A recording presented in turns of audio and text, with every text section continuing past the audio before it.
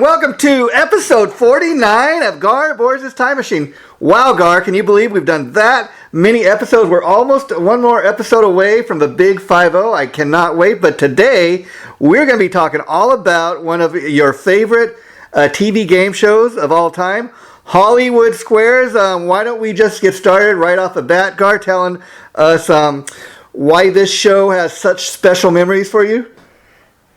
Well, when I was, when the show came out, it came out back in the mid-60s. 1966, I think it was, yeah. Yeah, and I was a child about elementary school age. Yeah.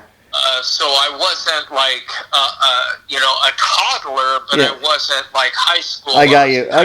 Yeah. Of that age. And it was very common, when you were bored in the car, taking a long drive to kill time, playing games. Yeah. And, this is before video games. And it was very common for children to be in the back seat and playing tic-tac-toe. Tic-tac-toe, yes, I love it. Yeah. And it was just kind of one of those time killer things. It was very common. Sure, I remember that. Back in those days. And so it was tic-tac-toe was very prevalent in social life at that time. And so when they introduced the show, it was a natural attraction because everybody's familiar with tic-tac-toe, and so when the show aired, immediately that created a familiarity. Sure. Between the audience and the actual show.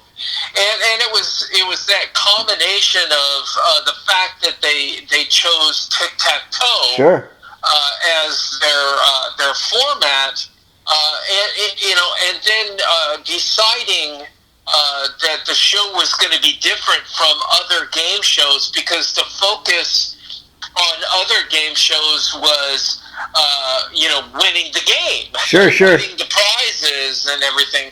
Well, Hollywood Squares was much more of, a show just to showcase the comic abilities of the guests. Yeah. That are in the squares. Yeah. And so I remember, as a kid, you watched an episode, but you got a lot of giggles. Sure.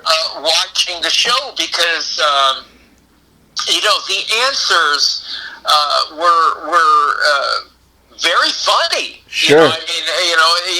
They usually chose comedians, people that either were on a comedic TV show, or they were just a comedian. They did stand up, or they appeared, on say shows like Johnny Carson and all of those other type of shows as comedians. So it was all of the people that were hot items at the time. Yeah.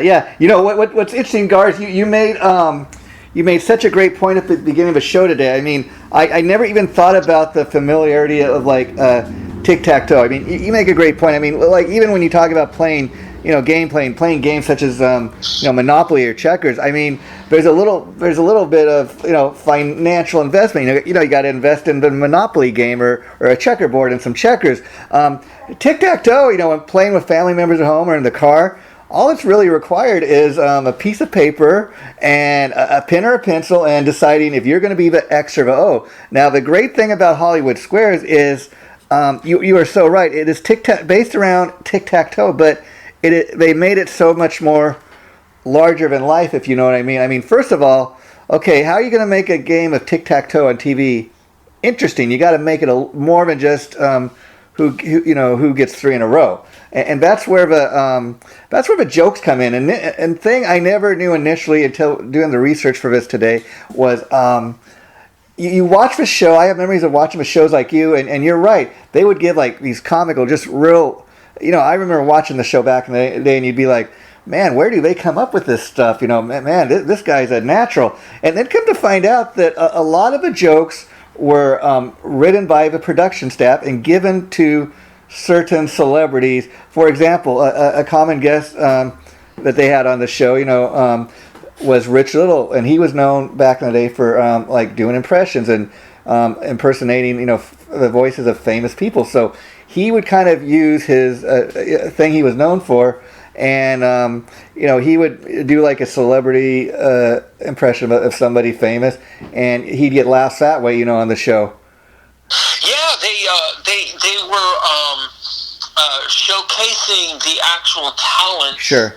Of the guests that are on the show, and like you said, Rich Little, only people of an older generation will know who Rich Little was. Sure, yeah. The real heyday of Hollywood Squares was the 1970s. Yeah. Because it was a very popular show during that time period, and so when you watched the show, it was showcasing the people that were hot items on TV shows during that time period, and so each guest would have different specialties. Yeah.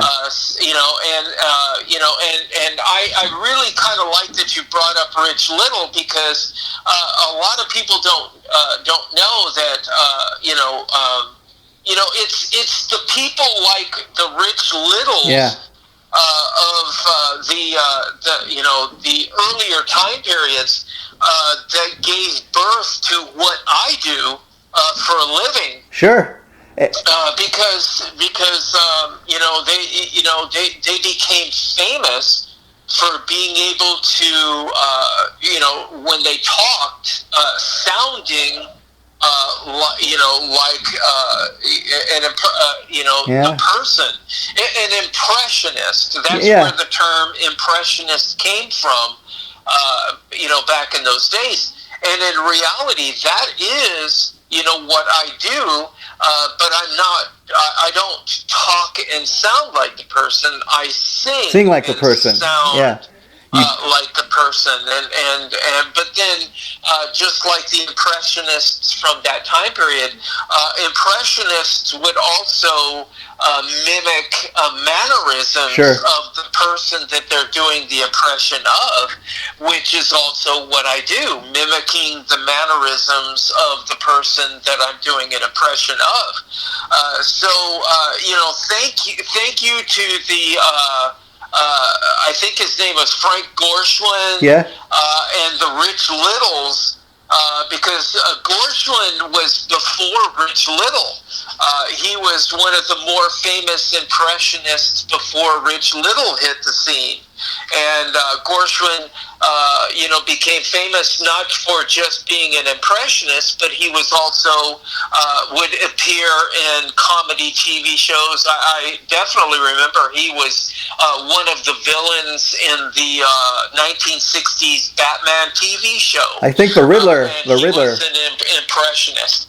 So we're getting a little bit off topic. No, because on that because I can relate to they Hollywood Squares would have guests that were impressionists. They became famous for doing impressions of other people. Yeah, and you make a couple good points. I mean, I urge people, after they listen to this episode, to go and look up who Rich Little was.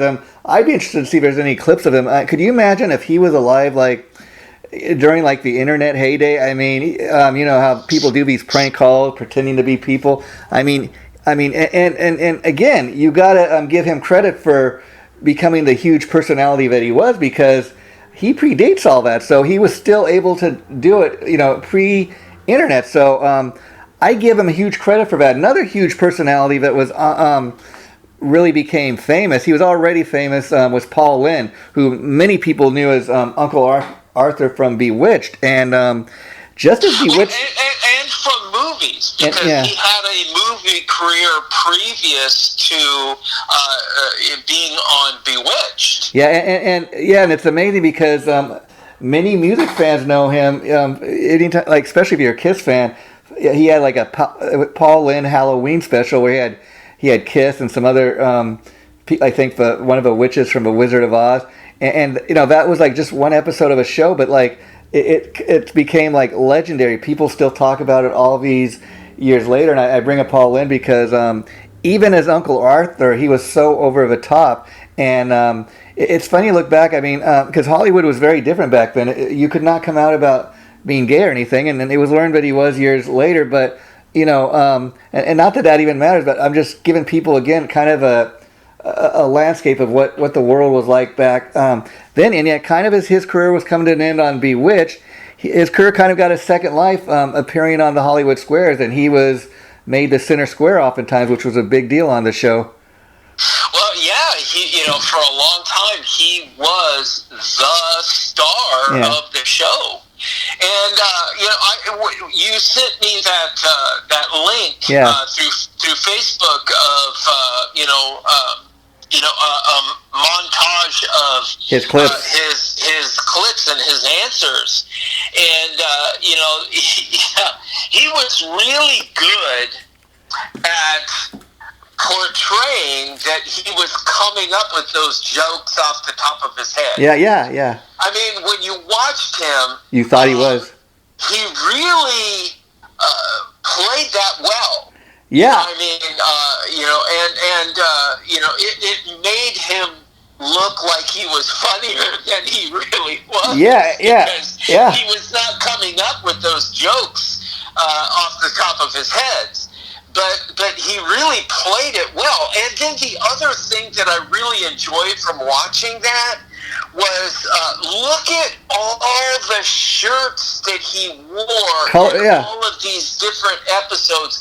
It is a literal collage of fashion during the 70s. I mean, and it's really kind of eye-opening because you look at all those shirts and, for me, oh my gosh, I remember that. Oh my gosh, I remember that too. Oh my gosh, I remember that. He was, that was another thing. He was kind of a fashion thing going on when he was doing his guest appearances on the show. I think he did it because he enjoyed because he really did a lot of drastic changes. Sure. In what he was wearing, but it really represented that time period. Yeah, it really did. I mean, back in the 70s, you look back at these old clips, and it's funny because that's how a lot of people were dressing, and you can kind of tell, that's from the 70s. But it almost makes you think that, hey, did he shop at the same place as Ralph Furley? I mean, oh my God, yes. Yeah, and again, as Uncle Arthur, I loved him on Bewitched. I mean, that was my introduction to Paul Lynde, like a lot of people, that Bewitched show. And it was kind of funny because obviously he wasn't the star of that show. He was like, one of the guest stars or sidekick. He had a sidekick gig on the show. And again, the Hollywood Squares gives him a new life. And I think that's the biggest thing I learned in doing the research for today's episode. I was surprised to find out just how scripted the show was. We've talked already a lot about that, Gar, but a great example, I was reading something online where it said Demon Wilson, who a lot of people know as Lamont Sanford from Sanford and Son.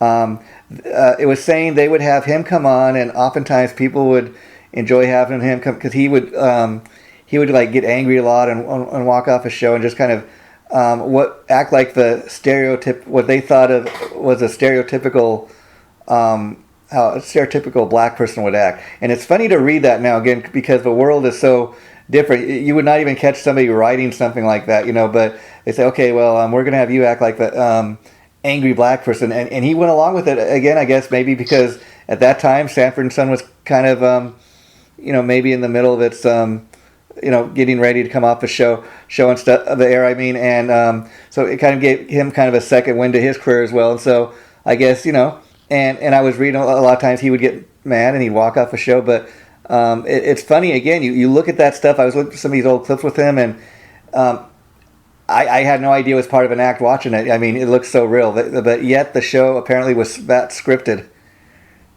Well, the thing I liked, more so was, the bluff answers, because, that was part of it. Mm-hmm. The guest would know the correct answer. Yeah, but they would bluff you. And on purpose give the wrong answer, but do it in a way where it was so believable that the contestant wouldn't know, whether it was right or wrong. And I really liked that part of it. Yeah.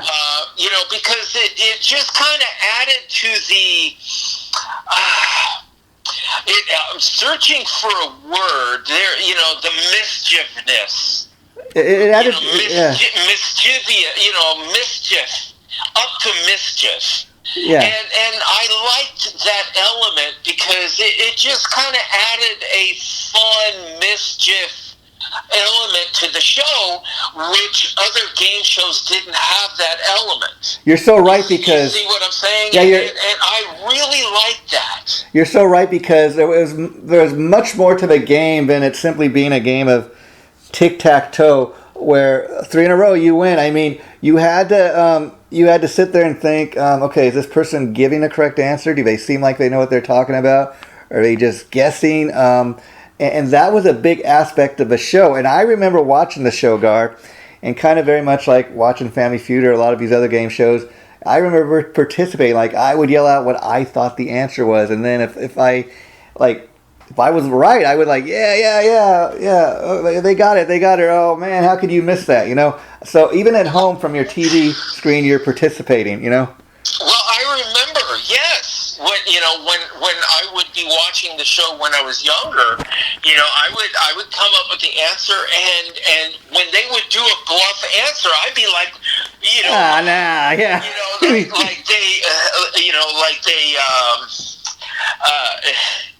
I don't know, they let me down. Yeah. You know what I mean? And then there were those times where you're like watching and you're like, nah, he's who do you think you're kidding, man? Like, oh, how can you be so stupid? You believe what he, wow. And just to give people kind of a historical time of when this was, it says Hollywood Squares is an American TV game show that premiered on NBC on October 17th, 1966, Gar.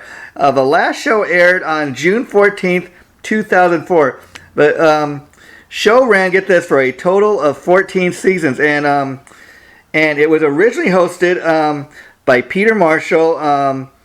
And that was from 1966 to 1981 for the original run of the show. So, and there have been several reboots and different hosts that have come over years. But do you have any special memories of Peter Marshall hosting the show? Well, a lot of people don't know this, but at that time, Peter Marshall was game show royalty. Yeah. A lot of people, it's so out of context now.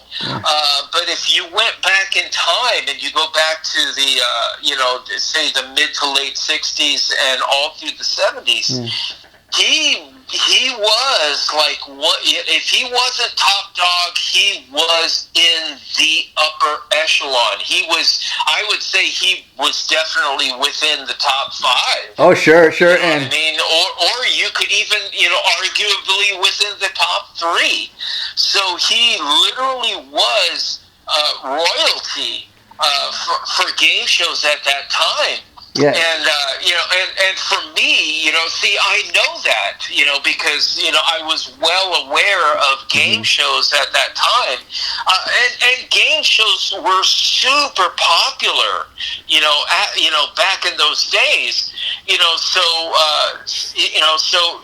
I wouldn't say I'm alone, no, but a lot of people, have kind of forgotten. Well, I know what you mean. I know what you about mean. that. And that's why when I was reading something on Hollywood Squares online a couple of weeks back, I'd ask, "Hey, Gar, what do you think about doing a show on Hollywood Squares?" And the initial idea, besides just reading something about online, was I thought, you know what? Hollywood Squares is. I mean, I couldn't believe it's this year like marks the 57th anniversary of a show. So that's how old of a show it is. And so you got like 5 decades of people that have lived through the show. And some people have, you know, passed on, and it's just like many people sitting here like listening to this. Who is Peter Marshall? You know. Yeah, and that's why I brought that up. You know, like it's like nowadays, who is Peter Marshall? But back in the day, he was royalty. Yeah. Now I got to ask you, Gar. Did you ever catch any episodes of like the mid '80s reboot when they had John Davidson as the host? You know, I didn't, but I did watch what is considered the funniest episode of the entire history Okay. of the show. And, you know, you can catch it on YouTube. Yeah. It's called You Fool! Oh, okay. And it became famous because the show went off the rails. Okay. Wow, I got to check that out. You know, it went off the rails, and basically what happened is you know, I think the shows lasted about a half an hour. Yes. And getting towards the end of the show, it was really starting to become painfully obvious that there was going to be no winner.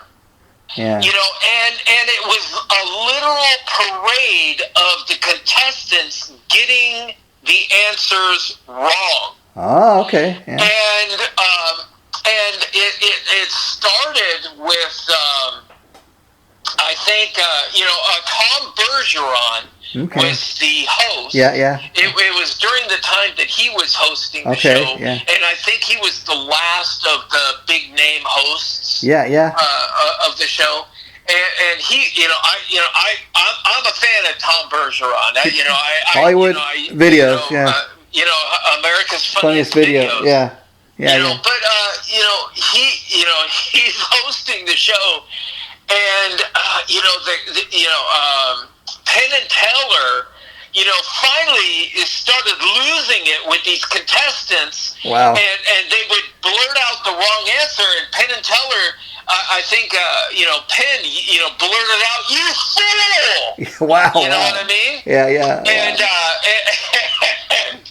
and then it got to the point where the only square that was left was Gilbert Gottfried, and everybody had to pick Gilbert. Wow. Because there were no more scores, Square. and who, you know, Yeah. and nobody was going to get anything in a row, and Wow. the only choice left was Gilbert Gottfried, and so Gilbert Gottfried, you know, would blurt out the answer, and when they would blurt out the wrong answer, Gilbert Gottfried would return with "You fool!" Wow. And that's why, you know, that's why the episode got the name "You Fool," because now the only square you could pick, and they're at the halfway point of the show.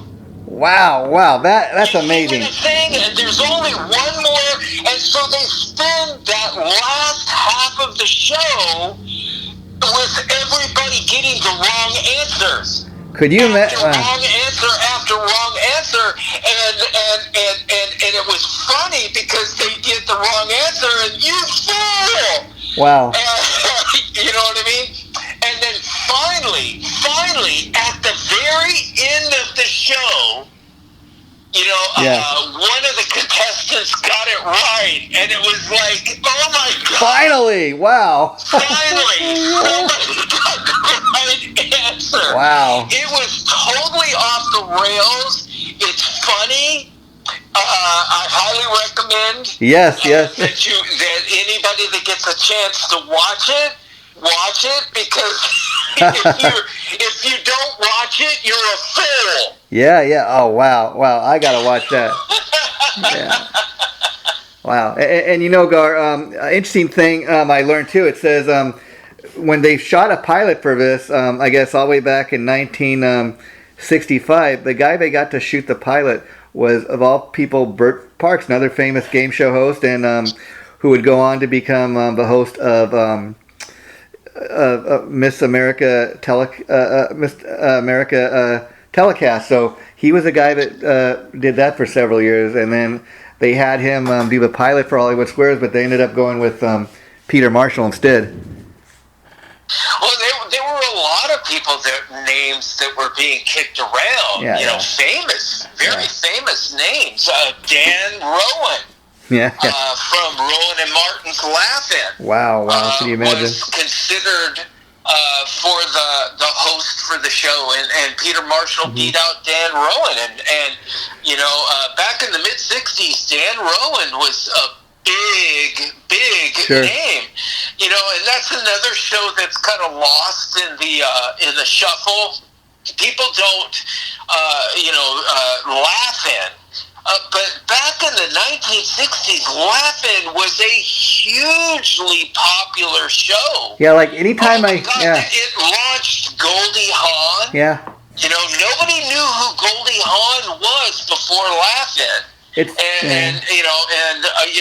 But anyways, we're getting off topic again. Yeah. But Dan Rowan was being considered as the host for Hollywood Squares. Yeah, it's funny you said that, because I was getting ready to say that anytime anybody brings up a Laugh-In, that's what they bring up immediately. Oh, that's where Goldie Hawn got her start. But yeah, let me ask you, you apparently are a big fan of game shows, Gar, and what do you think? A lot of people love game shows. Do you think it's the competition? How entertaining? Like on a show like Hollywood Squares, I think a lot of people, let's be honest, they're not tuning in for the contestants, but for the celebrity guest. I mean, how important do you think the contestants' personality are in a show like this? Well, I think it was, there are other game shows that put the focus on the audience, and they encourage the audience, participate, to be over the top. Yeah.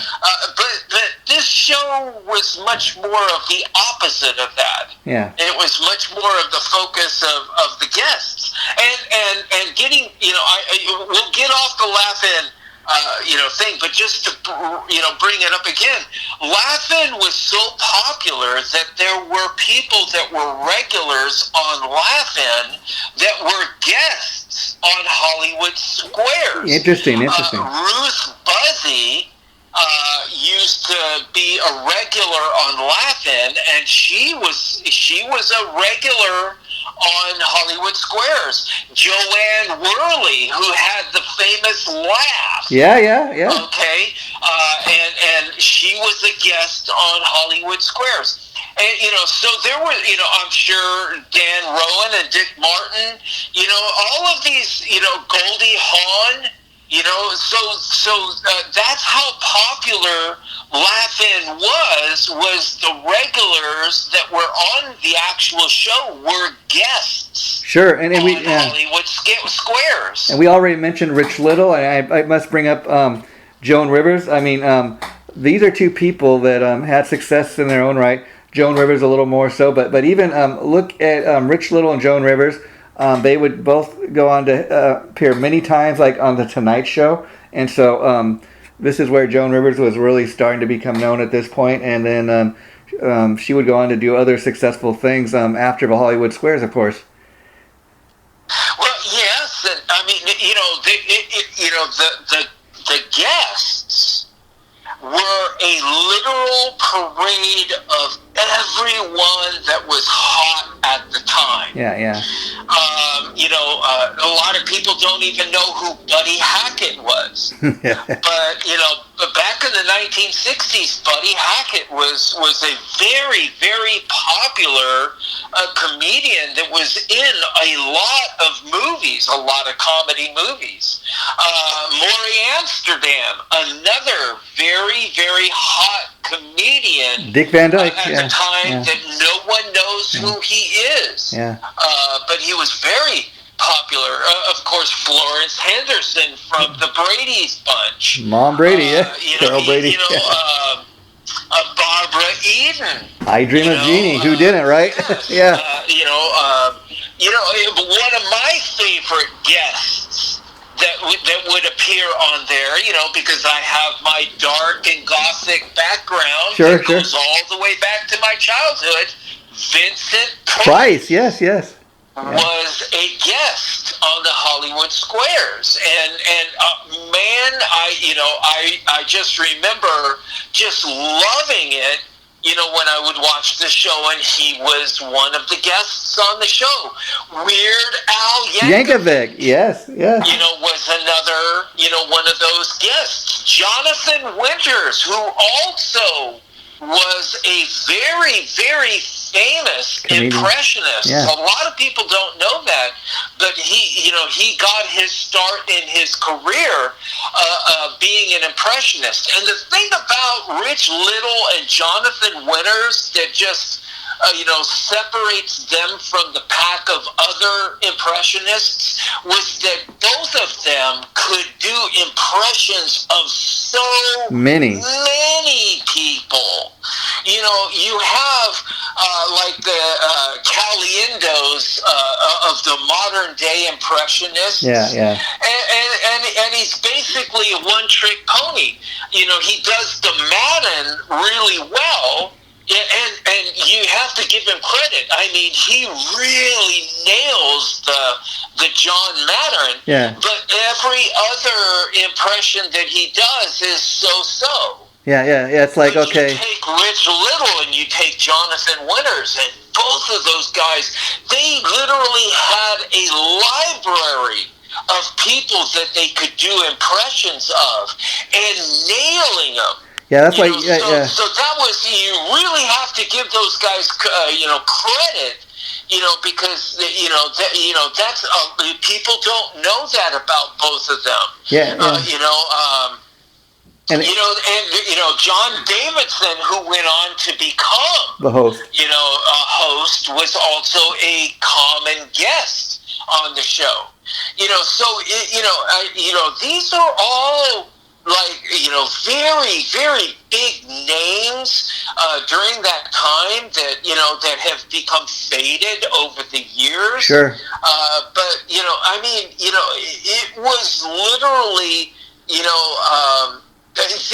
this show capitalized on the guests and their talents. And Charlie Weaver, I would say he was on the show just as much as Paul Lynde. Yeah. He was a long-standing guest, and he was the only one that I know of that appeared as his character, not as his own name. Wow. All the other guests would appear as themselves. Yeah. But Charlie Weaver was an actual character of his last name was Arquette. Okay. But nobody really knows him as Cliff Arquette. Okay, wow. That's his name, Cliff Arquette. But nobody knows him as his name. They only know him as Charlie Weaver. Wow. I never realized that. You make a couple good points about Rich Little, because, again, we're talking about a guy that became famous making these impressions and doing these, trying to sound like these other famous people. And, watch any of his appearances, like on The Tonight Show or even on Hollywood Squares, and you'll see why he was huge at that time. People would be surprised to realize that a guy could make a living. And you watch any of those appearances of him on Hollywood Squares or The Tonight Show, and like you said, reason he was so popular, he could just let it rip for like 20 and 30 minutes. He didn't even have to think about it. It just came so natural. He was able to deliver on demand, It's really mind-boggling to watch now, because, to do what they used to do is so hard to do. Mm-hmm. Just to mimic one. Yeah. Just to be able to mimic one. is so hard to do. And both Rich Little, And Jonathan, you know, yeah. and Jonathan Winters, I mean, they had a catalog of people that they would do impressions of. There you go, catalog. That's the word for the day. I mean, and you were so right. And you know, talking a little bit more about John Davidson and him becoming a host and having his own era of a show. It's interesting, like in looking back, some of the guests they had on. I don't know if you remember. This guy was known in the late '80s. Do you remember Shadoe Stevens? Who he was?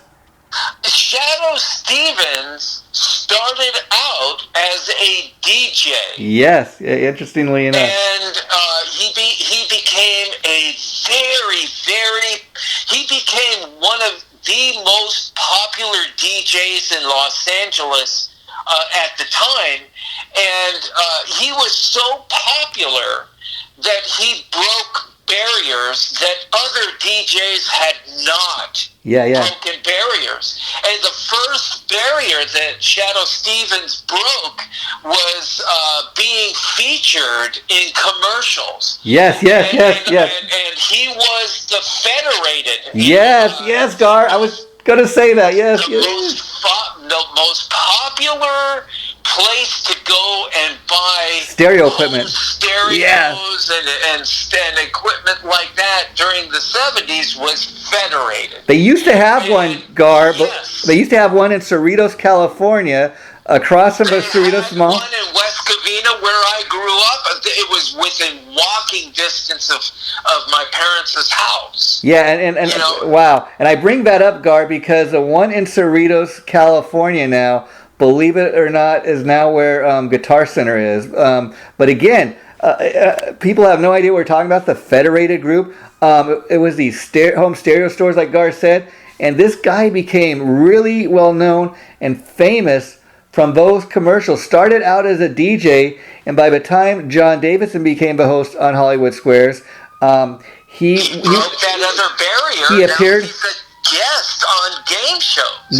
And see what was interesting is he appeared as a guest on the John Davidson era of the show, but it was revealed during that time of the show, like a couple years into it, that Shadoe Stevens was not only a guest on the show, but he was also the voiceover, the guy doing the announcing and stuff during the breaks, and people did not know that for several years. Well, you know, and that it's utilizing his other abilities, that voice that he had that became so popular on the radio. And it's funny because you think, how did we not know that, right? Because you'd hear him talking as a guest, giving the answers, and you're like, how are people even, well, hey, I didn't pick up on it either until, wow. Now, all I can do is speak for myself, but I just do not recall any other radio DJ becoming that famous to where they broke barriers like that. Yeah, I think the only one breaking the barrier of now becoming a very popular commercial on TV, and then breaking another barrier of being a guest on game shows. I just don't recall any other DJ breaking those kind of barriers. And if it wasn't for him, you wouldn't have the ability for other DJs to do other stuff, because Rick Dees started doing Hollywood Gold, and if it wasn't for Shadoe Stevens, you wouldn't have Rick Dees, moving from radio DJ to other things too. Yeah. So it's really anyone else to follow has Shadoe Stevens to thank, and Shadoe Stevens, part of him being that barrier breaker, being a guest on Hollywood Squares. Yeah, and I would love to find out what Shadoe Stevens is doing now. Probably like a lot of people, retired, because you really don't hear an awful lot about him, if anything. And there are people listening to this who, because they are younger than us, Gar, like, who the hell is Shadoe Stevens? What the hell are they talking about? But you know, you can look this stuff up, and you're so right. But maybe only other two DJs that come to mind that kind of had that kind of success, I would say, probably, you mentioned Rick Dees. I would say also, remember Jay Thomas? He was very successful in that way. He's another one, you know, that has Shadoe Stevens to thank. And Mark and Brian are another one, you know, radio DJs that went on to other mediums besides just DJing and stuff like that. Yeah, that was a real. But they all have Shadoe Stevens to thank, and now he gets a really well deserved pat on the back from the Time Machine. Yeah.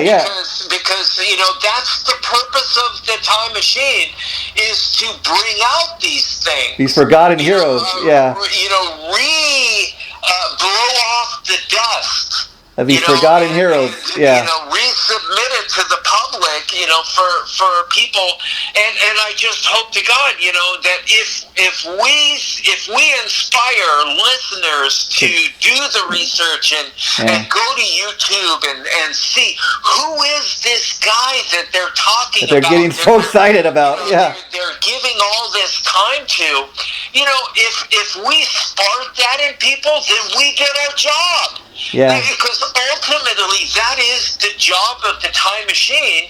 It's an organic job. It wasn't a thing that we just thought of to do. Yeah. You know, that we gave birth to. No, it gave birth to itself. Just doing the show. That really is the job of the Time Machine, is to blow off the dust. Yeah. And reestablish some of these things for people, and reawaken people to talents, because these people would not, you know, have broken these barriers that we're talking about, or done the things that we're raving about, had they not had incredible talent. Yeah, Gar, I'll bring up two words that you so often have brought up in past episodes. These are Gar Boris phrases, in two words: visionaries, trailblazers, and that's what these people were. And you're so right. It's not something we set out to do. It something that just organically happens. I mean, I myself had totally forgotten about Shadoe Stevens until doing my homework for today's episode. Oh yeah, the Federated Group. That was the guy who did all those funny commercials in the mid '80s and on Hollywood Square. John Davidson. And I remember again, you know, Shadoe Stevens, you know, being a DJ like you said originally, and a lot of people when he first appeared on Hollywood Squares, unless you've seen those Federated commercials, you didn't even know what the guy's name was. Oh, Shadoe Stevens, that's who that is. And then, you know, I was around during that time, so I didn't even have to do the research. Yeah. And here is a nugget.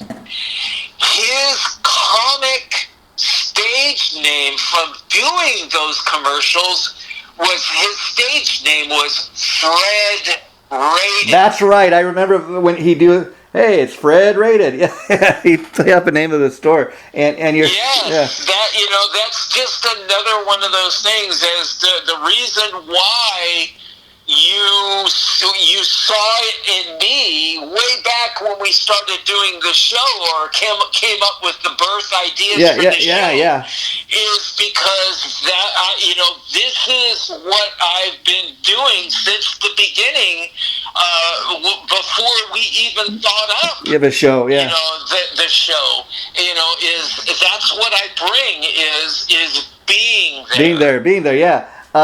And again, so many of these people we talked about today that appeared on Hollywood Squares. I'm talking about many of the celebrities, you know, Peter Marshall, the host. A lot of them have passed on, but you know what? They still deserve to be talked about, because there are people that have never even heard. I mean, many people, like we did an episode that I really enjoyed on the Jerry Lewis version of A Nutty Professor. That's the original version, but many people, because of their age, are so much younger, they think Eddie Murphy's the Nutty. He did a version of it, but no, he wasn't. He didn't originate that role. Well, you know, all I can say is they took the most simplest idea. Tic-tac-toe. Yeah. Yes. they took the most simplest idea and created an iconic TV show from it. Yeah, and you know, Gar. Think yeah, about that. Yeah. Get your mind wrapped around that, because this show started as an idea in somebody's head. Yeah. And it should be inspiring to everyone. It really should. You know, for me, being the creative person that I am, you know, I just love being creative. That's why I love the fact that you invited me to become part of this show. Oh. That's the reason why I love performing music. It's the reason. It even comes down to even making flyers, because people pay me to make flyers for their shows. Yeah. You know, because I've been doing it for like literally decades. Yeah. I started back in the mid-90s, and they were horrible. Well, you know, but I even get inspired when I'm making flyers for other people, because what is the one thing, the reason why I'm being asked to make these promotional flyers is the creative part of it. I mean, Gar. Because when I make these flyers, you know, it all starts with just a simple vision. You know, I have to go through all of these things, and then all of a sudden I find something that inspires me, and then that becomes the fuel for that flyer. And then when you see the flyer, it doesn't look like the other flyers that I did. It stands on its own. And it's just like a songwriter that every time they write a song, it doesn't sound like the last one. Yeah. It stands on its own. And I just love the creative process. And so that's what I'm drawn to, and that's why I love being part of the show. It incorporates other parts of my life, creative juices that anything that just sparks any kind of creativeness or just inspires the creative juices, I feed off of that. And that's what I hope for the people that listen to this show is maybe they might feed off of that and become inspired in different ways, where who knows, I could spark someone else to become creative, where they could wind up creating something that, who knows, could become iconic. Yeah, I mean, because it's just like winning the lottery. You have no idea what idea that could pop in your head that could become that thing.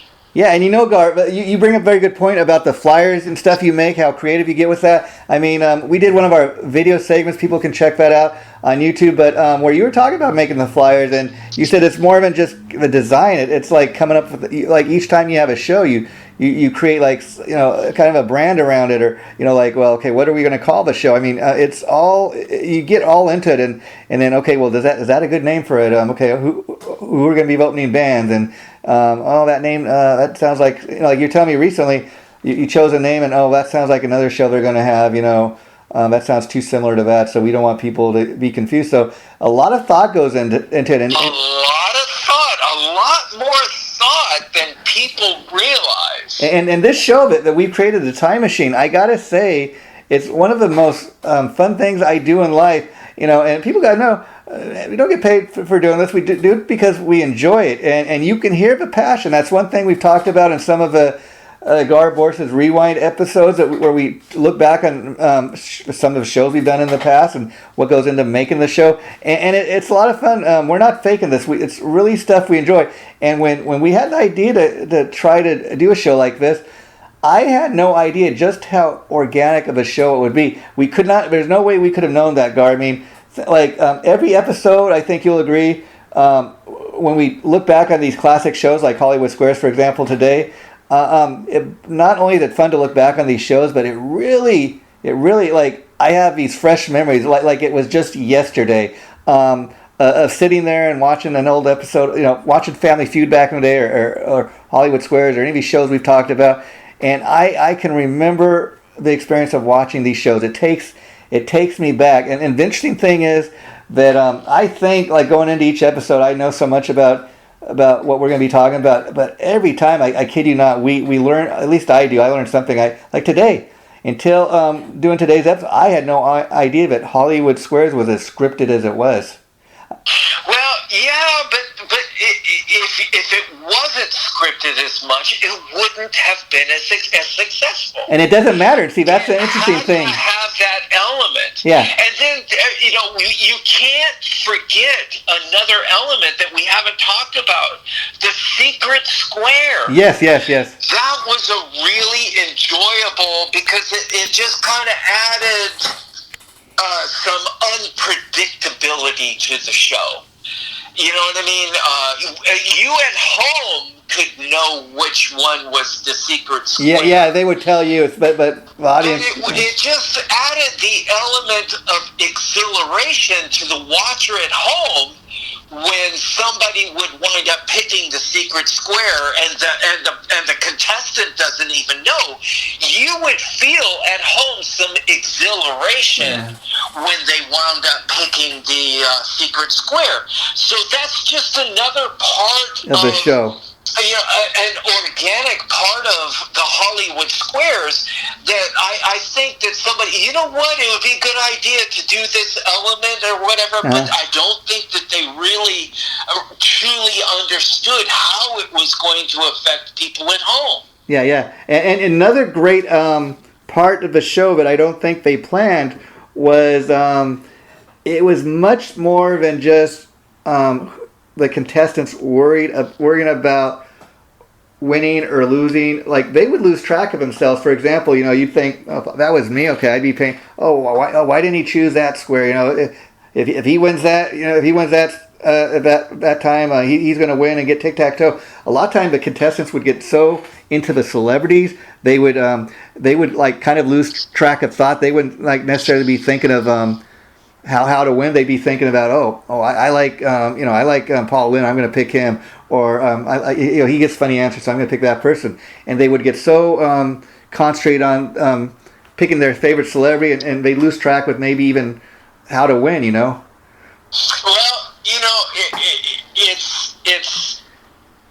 I think that the contestants at home enjoyed all the collection of celebrities. Yeah, and the collection of celebrity. And, so just like the contestants would be kind of swept up in that, I think that it even seeped all the way into the houses at home. Yeah, and see, the thing with the celebrity stars is you'd have like people like Paul Lynn that would return every so, but he was a frequent guest, but it was like ever revolving cast of celebrities. Like, you didn't get the same people week after week. It was kind of fresh. You tune in and you really wouldn't know who was going to be on that night until you tuned in.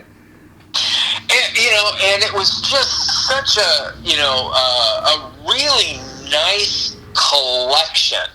Whenever they put it was just always a really nice collection of celebrities. Yeah, all different types. I mean, you want to talk about diversity, but I mean, like you said, they'd have everything. I mean, Whoopi Goldberg got her start on before a lot of people even knew who she was on Hollywood Squares.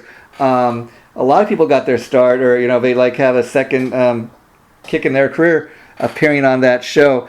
And it's one of those shows that you got like just the diversity of people you get. The diversity of shows these people came from. It was that's what made it so much fun. And I think another cool aspect was a lot of other game shows you'd watch and it'd be all about the contestants winning prizes. Now they would on Hollywood Squares they would win prizes too. But like one of the fun moments of a show is I remember where whoever won, the winning contestant would like pick a key, for example, and they'd have a chance.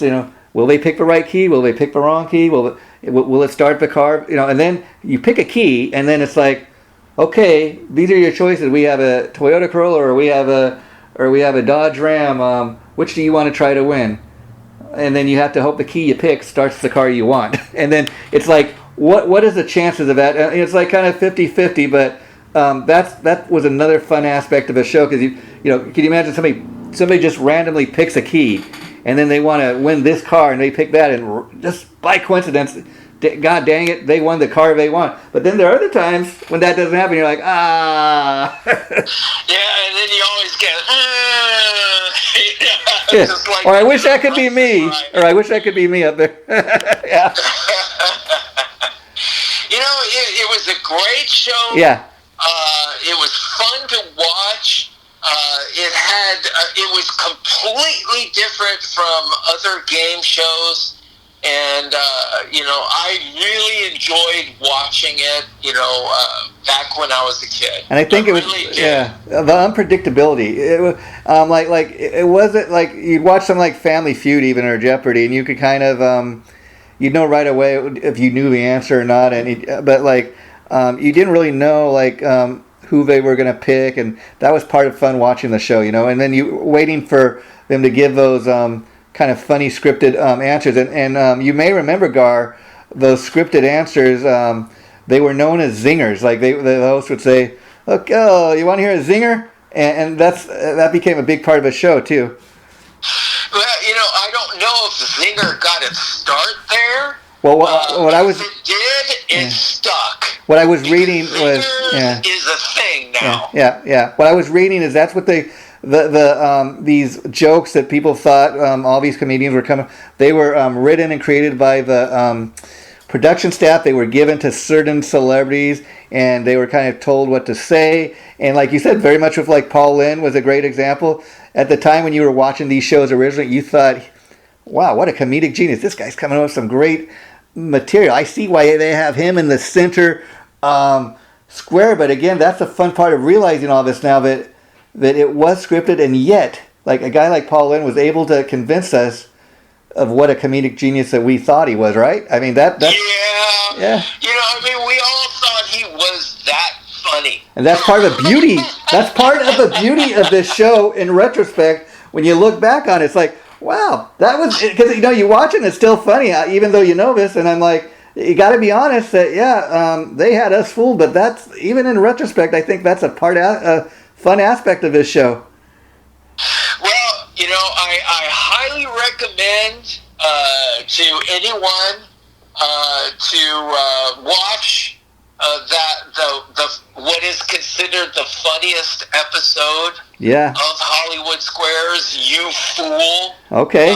Episode. I highly recommend if people get a chance to watch it, because it does become pretty exasperating.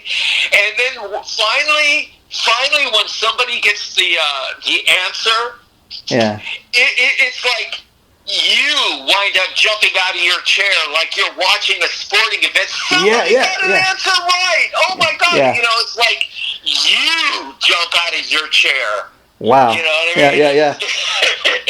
It has that kind of an effect because it becomes that exasperating and funny at the same time, because they started running with the "you fool" part of it. Wow. And it just the whole funniness of the show is completely organic, and it's all because the show just totally went off the rails. And you know what? You know what is so funny about it, besides the obvious that you stated, Gar, is that I think, for a show that was so heavily scripted now, we realize, for it to get out, could you imagine the producers, the people, backstage, behind the scenes, how crazy they must have been going for usually being so in control and being such a scripted show, for it to go off the rails like that, for it to be totally become unscripted. I mean, they must have been pulling their hair out. It was something to watch. Yeah, I'm definitely gonna. I just have to say that, I got a big kick out of it. I'm gonna definitely watch it, like you said, and I'm gonna post it on our Facebook page with this episode when it goes up next weekend. And Gar, as I mentioned at the top of the episode, next time we do this in 2 weeks, going to be our 50th episode. Wow, what a milestone that is! And to celebrate, we are going to, Boris, the rock star of everybody's favorite pop culture playground. We are going to be talking about both of our all-time favorite classic TV shows. Welcome back, welcome back, welcome back, welcome back, Kotter. Of course, I'm talking about. How fun is that going to be? You know, the silver anniversary show. There you go, buddy. Can you believe we've come that far, and just keep getting better and better, and we got so many fun episodes after that. But that's as Bugs Bunny likes to say, that's all, folks, for today. Bye bye. Okay, Garboards, take care, my friend. Bye bye. Okay, bye.